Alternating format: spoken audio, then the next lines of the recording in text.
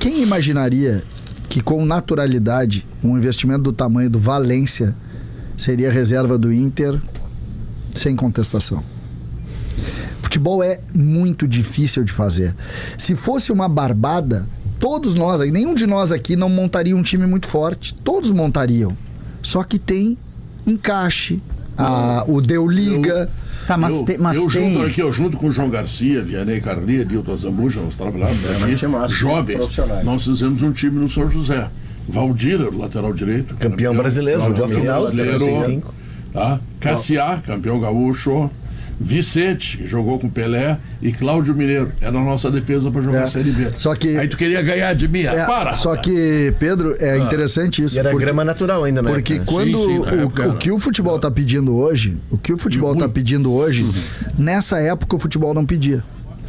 O futebol hoje pede, além do bom jogador, uma essência de esporte, né? De ser atleta. Tu não pode mais ter alguém que sai do jogo quando a bola não está com ele. Acabou isso aí. Isso não tem cabimento. O nível de exigência do jogo, aí pegando o exemplo do Mbappé, que é absurdo, tá? Porque é um dos melhores jogadores do mundo.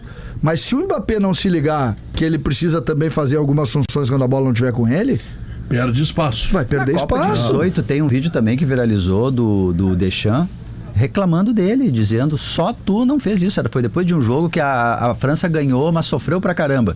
Ele dá um xixi absurdo, assim. O Mbappé vai se encolhendo na cadeira. Né, Luiz Henrique. Sim, é o Luiz Henrique agora. Eu tô falando esse que foi lá em 18. E aí foi campeão. Eu não tô questionando, eu preciso dizer, ninguém tá questionando a qualidade do jogador. Eu só tô...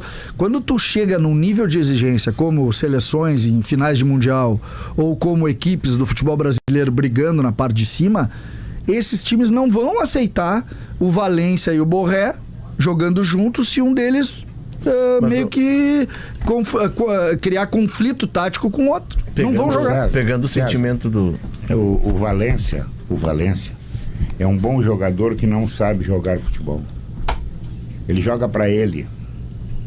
Ele não sabe que no time dele tem outro jogador. Ontem ele teve uma bola no segundo tempo que, se ele dá pro lado, o Alan Patrick arranca o prego da rede, aquele que fica. Não, ele preferiu chutar com o cara na frente dele. E aí quer fazer um raio-x no cara. Não vai.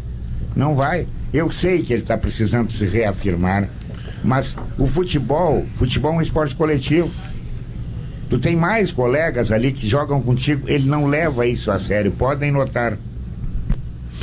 Em relação ao Mbappé, que é uma discussão maravilhosa de ter pelo momento do futebol, a atualidade do futebol, a competitividade física, a excelência física, eu só quero lembrar ainda, pode ser até exceção à regra, mas com a reprimenda do Didier Deschamps ao Mbappé, com o Ancelotti dizendo que está desencontrada a marcação no Real Madrid, em caso de seleção francesa em Copa do Mundo, e não há nenhuma competição mais importante no planeta do que Copa do Mundo, o Mbappé, nas últimas duas, ele é campeão numa e vice noutra, como protagonista.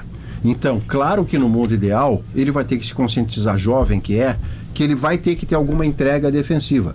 Mas um time pode funcionar pela qualidade privilegiada do Mbappé, mesmo que ele não faça essa entrega. E a França é prova disso. Mas isso, a França é prova disso, em 18 e em 22. Mas isso tu trabalha numa ideia, num recorte de 7 jogos.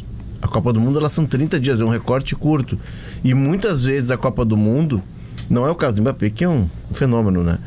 Mas a Copa do Mundo, ela cria fenômenos enganosos. Por quê? Porque aquele momento, aquele mês, aquele recorte, um deles, o Rames Rodrigues, que está, olha que loucura, o Rames Rodrigues está disponível no mercado de novo. Não conseguiu jogar no Raio Vallecano. Depois de fazer uma baita Copa América. E continua centro da seleção colombiana nas eliminatórias. Hoje ele entrega maravilhosamente bem. Então, ele joga num e não joga no outro. Vai explicar. Eu quero saber agora as informações do Inter, se me deixarem, claro, ouvir isto, né? Com as informações do Dr. Lisboa, que está chegando aí, tá bom? Miudinho. Tá bom. Miudinho. Também. Apelidado por Cláudio Quintana Cabral. É verdade. Cabral apelidou. Por que Miudinho? Miudinho. É autoexplicativo. Pequeno. Né? Miudinho. Agora, qual é a tua altura hoje? 1,85, acho. 1,85? Pô. Não poderia jogar. Leve. Não poderia jogar de zagueiro e goleiro no Rio Grande do Sul. Miudinho, vai lá com as informações do Internacional. Mas vai me passar os cachorros. Para o mundo que eu quero descer. Informações, tá? São só boas notícias no Inter, né, Pedro? É impressionante, só tem boa notícia. E o César falou do Ener Valencia, né? César tinha que ter ficado quieto. O Valencia, o Roger já deu indícios daquilo que ele projeta para sexta-feira. Ele não vai contar com o Wesley, que é outra grande notícia do Inter na temporada. O Roger foi questionado sobre o seu substituto. Ele indicou o Wanderson para a vaga porque ele entende que o Ener Valencia jogando lateralizado, como disse o Roger, ele não renderia o mesmo. Mas foi bom o debate, né? Porque o Roger, no começo parecia que o Roger estava sendo assim um pouco presunçoso, mas depois ele riu e respondeu na boa, né? Porque ele pergunta, e se ele jogar pelo lado, vai marcar, quem é que marca ali do lado? Quem é que vai marcar? Exatamente. Não, né? E ele não quer o Valencia fazendo isso, ele quer o Valencia perto do gol, perto da área. Então ele já deu as tintas de que quem vai ser o substituto do Wesley na sexta-feira contra o Fluminense vai ser de fato o Wanderson. Curiosamente, o Wanderson, o último jogo dele como titular foi contra o Fluminense no primeiro turno pelo Campeonato Brasileiro, no empate por 1-1 lá no dia provavelmente o Wanderson na esquerda e o Wesley... Ah, não, o Wesley tá fora. Não, o Wesley tá fora. O Wesley entra no lugar ali, entra no lugar do Wesley. Essa é a única, em tese, foi muito claro em relação a revezamento também. Também não gosta. Não gosta, né? Diz que não gosta. Vai ser o Tabata e pronto. Ele abre a disputa, né? Ele deixou bem claro isso. Ele abre a disputa. Mas independente do revezamento, o fato é que o Tabata não está jogando o que jogou o Grenal. Do Grenal ele entrou no segundo tempo. Sim, mas ele arrebentou com o time do Grêmio quando ele entrou. Então, eu acho que foi mais o Fernando, mas enfim. Uma maioridade... Tá bem.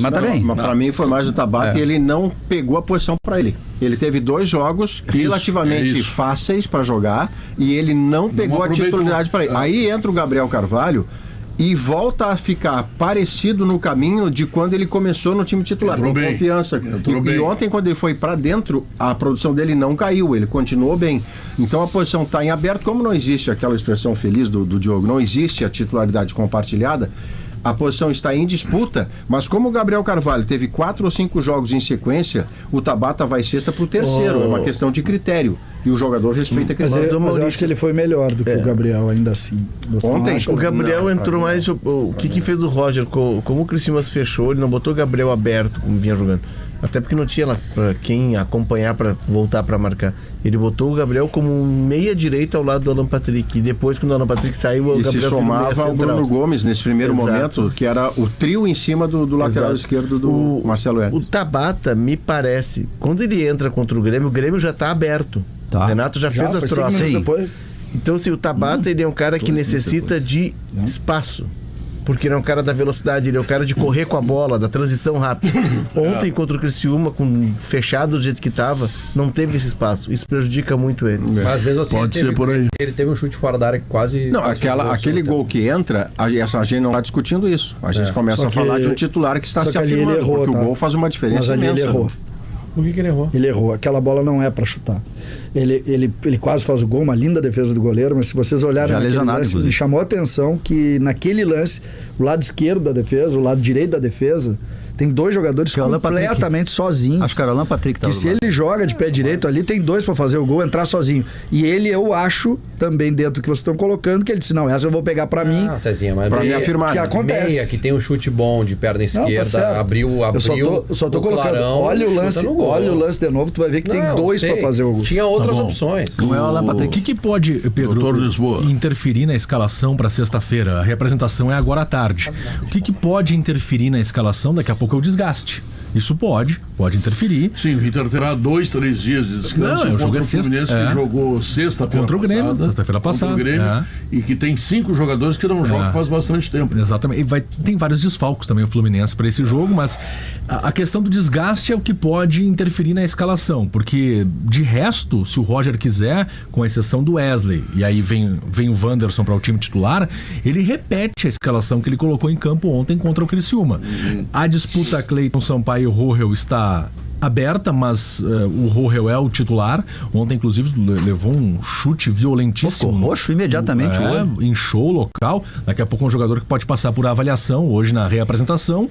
E o Roger definir por não colocar Galo, por exemplo, na sexta-feira. Então, a escalação para a sexta vai depender do treino de hoje, a reapresentação e essa quinta-feira, né, véspera da partida, é um confronto muito próximo um em cima do outro. Mas, como eu disse, a escalação está encaminhada.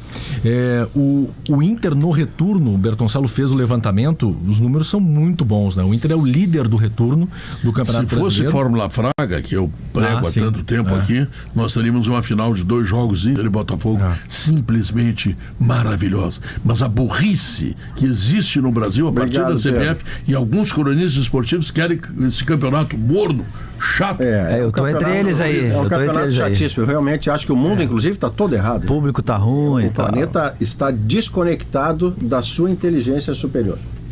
Isso eu acho. Pode ser. A Argentina tem um campeonato bom, viu? A Argentina são 30 clubes, não cai ninguém. 76 clubes. Aí tu joga um grupo de 15, joga 15 partidas, outro grupo de 15 joga 15 partidas, tem uma rodada de clássico. Aí se classificam.